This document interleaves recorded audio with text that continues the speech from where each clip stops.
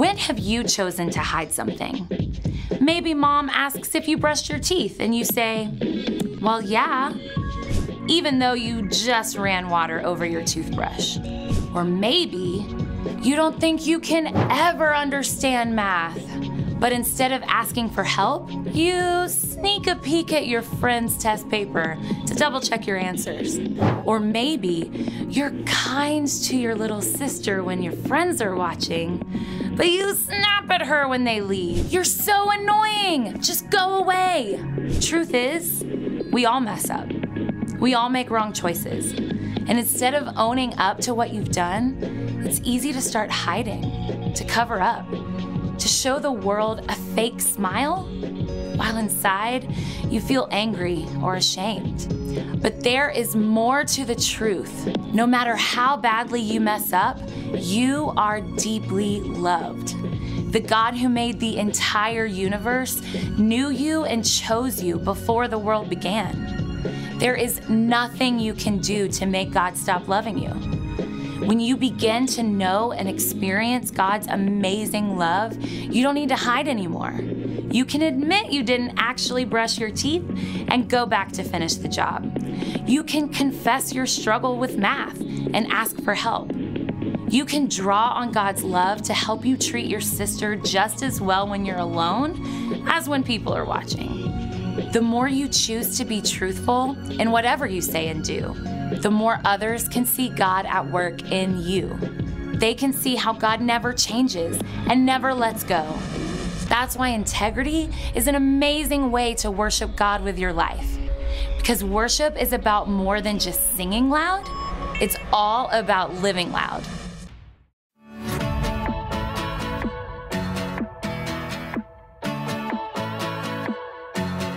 Why would I worry? You never show up late, and you don't make mistakes. I'm not in a hurry, no. I'm walking at your pace, 'cause you showed a better way. In the night, I won't be afraid. You're by my side, so I know I'm okay. So I will sing at the top of my lungs, the loudest praise, and it goes like, hey, you never change. Your love is strong and it won't fade away. And oh, you never let go. Every day I will sing your praise. I will sing your praise. Praise, praise. I will sing your praise. Praise. You're my maker. Yeah, you are. You call me by my name since before the earth was made. The whole world's creator. Yeah. You put the stars in space and the smile on my face. In the night, I won't be afraid. You're by my side, so I know I'm okay. So I will sing at the top of my lungs, the loudest praise, and it goes like, hey, you never change. Your love is strong and it won't fade away. And oh, you never let go. Every day I will sing your praise. I will sing your praise. Praise, praise. I will sing your praise. Praise.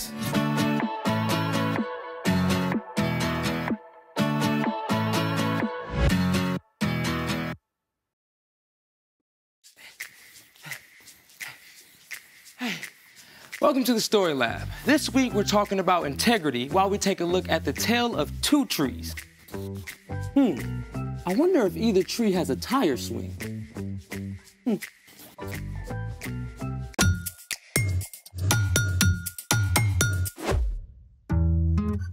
Hey, I'm Carter. And I'm Zeke. We're talking about integrity, which is choosing to be truthful in whatever you say and do. So what's up with the tire? My dad got a flat tire. See the nail right here? I mean, we can try to pull it. You want some help?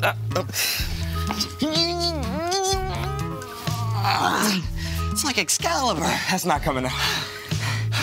What's it doing in here? I figured we can use it for something. Tire swing. Dog bed. Workout equipment. Come on, you can do it. I don't think I can do it. You got it. Getting ripped. Our guest today knows his way around a tire. In fact, he's an expert on cars. Seriously? So cool. Yeah, his name is Mike, and he's a mechanic who lives in Ontario. Well, when do we get to meet him? Right now. Hi, Mike. We are so excited to have you on the show with us today. Hey guys, pleasure to be here. So we're gonna ask you a couple of questions today, Mike. But first, we know you're a mechanic, but... What does a mechanic actually do? Well, just like a doctor, takes care of the body and makes sure, you're healthy when you're sick, I'm kind of like a car doctor. I take care of cars, and I make sure when they're not working well, I get them back up to speed. Okay, so how did you get interested in working with cars? Well, it kind of had started as a kid. I've always been interested in small motors and fixing and repairing things. And as a kid, I loved fixing bikes. How did you get started as a mechanic? Well, I actually started at a dealership when I first wanted to be a mechanic. I was fixing cars, but over time, they wanted us to, I felt the pressure to make repairs that really customers didn't really need and do things that, it's not really needed or the customer didn't really want it. So I just didn't feel comfortable that way. And I actually had somebody tell me that I had to be one person at the dealership and one person at home. And that wasn't okay with me. So I left and I went to a smaller shop. Here, I get to take care of the customers. I do exactly what they want and exactly what we say we're going to do. I do quality work and they're satisfied. So, Mike, we can see that you're kind of at a shop right now. So tell me about some of the things that you guys are working on right now. What type of cars? What are you doing to the inside? Just give me those details. We get to work on everything here at our shop, from small cars to trucks to lawnmowers. Right now, I'm working on this car sitting right here.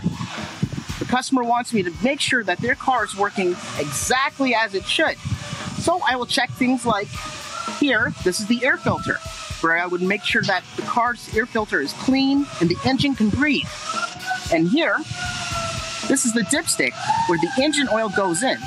It's like the lifeblood of the engine. If it's not good, the engine will not work well. And also, the battery. This is a very essential part of the car. You have to make sure that the battery's in good working order and these connections are nice and tight. Because if they're not, the car may not even start at all. Can you talk more about what it takes to get a car to run really, really well?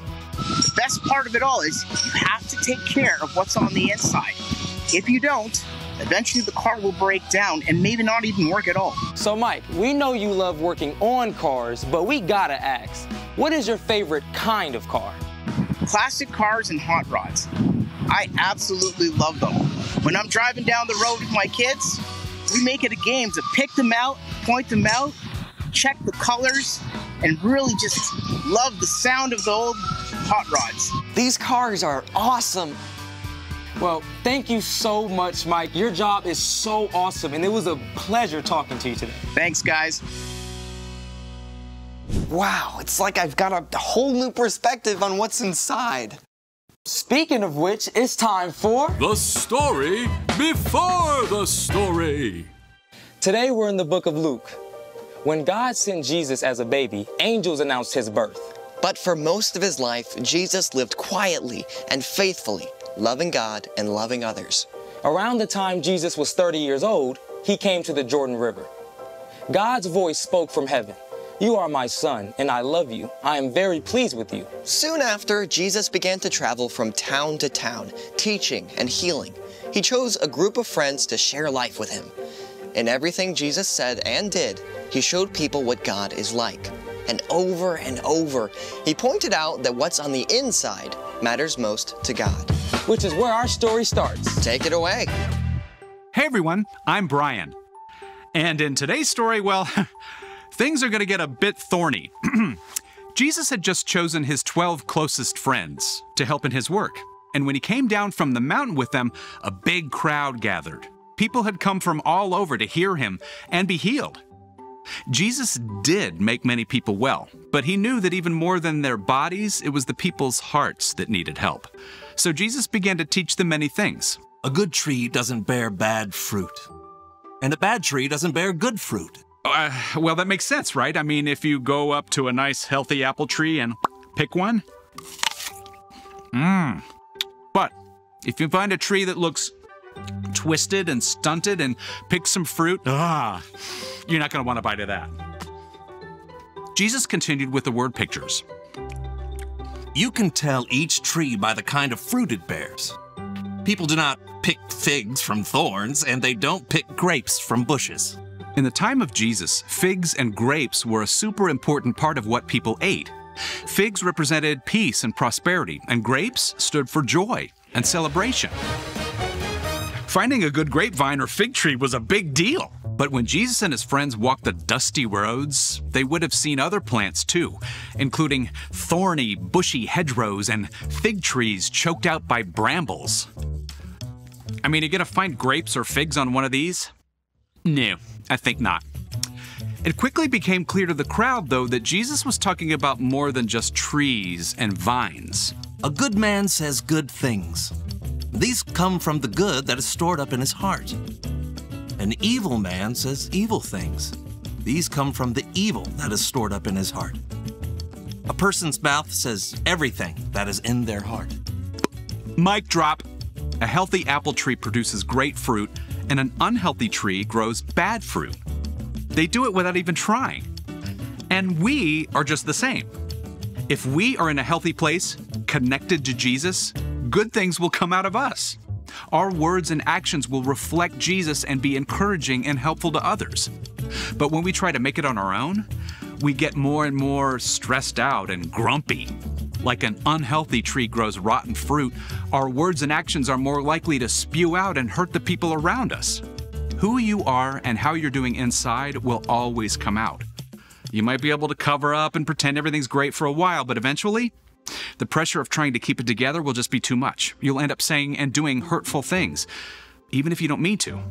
So clearly, we want to be this and not that. Here's the good news. You get to choose which kind of tree you want to be. The night before he was arrested and gave up his life, Jesus told his friends, I am the vine. You are the branches. If you remain joined to me and I to you, you will bear a lot of fruit.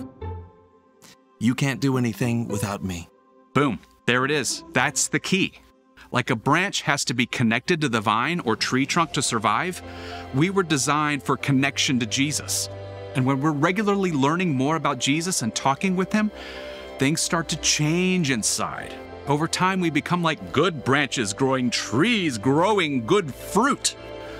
Now, being a good tree does not mean that you'll never say or do something hurtful, but it does mean that most of the time, your words and actions will be loving. And when you mess up, you can take it right to Jesus and ask for help. After all, you and every single person you meet are made in God's image. And when you follow Jesus, you can be confident that you will become a good tree, growing good fruit. The end. Okay, so if I were a tree, what would I grow? Maybe walnuts? Walnuts? Not a fruit. Yeah, but you're a little nutty. And you're a lot cheesy. The story, guys?